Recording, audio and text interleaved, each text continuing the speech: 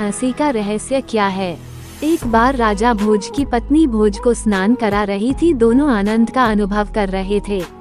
भोज बार बार अपनी पत्नी से आग्रह करते कि पानी और डालो। इस पर उनकी पत्नी जोर जोर से हंसने लगी। राजा ने पूछा कि तुम क्यों हंस रही हो। इस पर उसने कहा कि ये बताने की बात नहीं है। लेकिन राजा अग गया कि तुम्हें बताना होगा। तब उसने कहा कि ये बात तुम्हें मैं नहीं, मेरी बहन बताएगी। उल्लेखनीय है कि भोज की पत्नी उस ज्ञान को जानती थी जिसमें पूर्वजन्म का ज्ञान होता है। उसकी बहन भी इस ज्ञान को जानती थी, पर क्योंकि इस ज्ञान का संसार के नातों से कोई संबंध नहीं होता, इसलिए कितना भी सगा हो उसे ये ज्ञान नहीं बताते।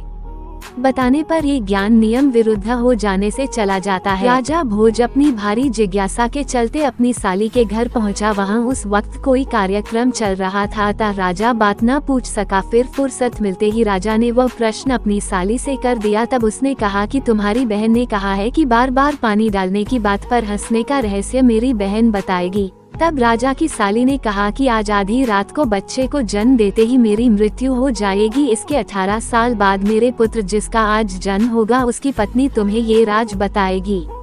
राजा ने बहुत हठ किया, पर इससे ज्यादा बताने से उसने इनकार कर दिया। ठीक वैसा ही हुआ। पुत्र को जन्म देकर भोज की साली मर गई। राजा ने 18 साल तक बेसब्री से इंतजार किया और फिर वो दिन आ ही गया जब उस पुत्र का विवाह हुआ। राजा उसी बात का इंतजार कर रहा था। सो जैसे ही उसे वधू से मिलने का मौका मिला, उसने कहा मैं 18 साल से इस समय का इंतजार कर रहा हूँ, और भोज ने पूरी बात बता दी।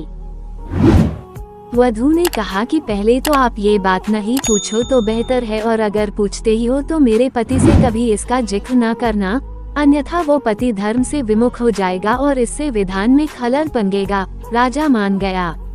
तब उस वधू ने कहा कि आज जो मेरा पति है 18 साल पहले इसे मैंने ही जन्म दिया था। तुम्हारी पत्नी इसलिए हंस रही थी कि इससे पहले के जन्म में जब तुम उसके पुत्र थे वह तुम्हें बाल अवस्था में नहलाने के लिए पकड़ती थी। तब तुम नहाने से बचने के लिए बार बार भागते थे, और आज स्वयं तुम पानी डालने को कह रहे थे, इसलिए उस जन्म की बात याद कर वो हंस रही थी। उसने या मैंने उसी समय तुम्हें ये बात इसलिए नहीं बताई कि वैसी अवस्था में तुम उसे पत्नी मानने के धर्म से विमुख हो सकते थे। यह बात सुनते ही राजा में गहरा वैराग्य जागृत हो गया। यही प्रभु की अजीब लीला है। दोस्तों, अगर आपको हमारी कहानी पसंद आती है तो हमारे YouTube चैनल स्टोरी किंग को सब्सक्राइब करना ना भूलें, और वीडियो को ज्यादा से ज्यादा अपने दोस्तों के साथ शेयर करना ना भूलें। Thank you. मिलते हैं एक और नई कहानी के साथ।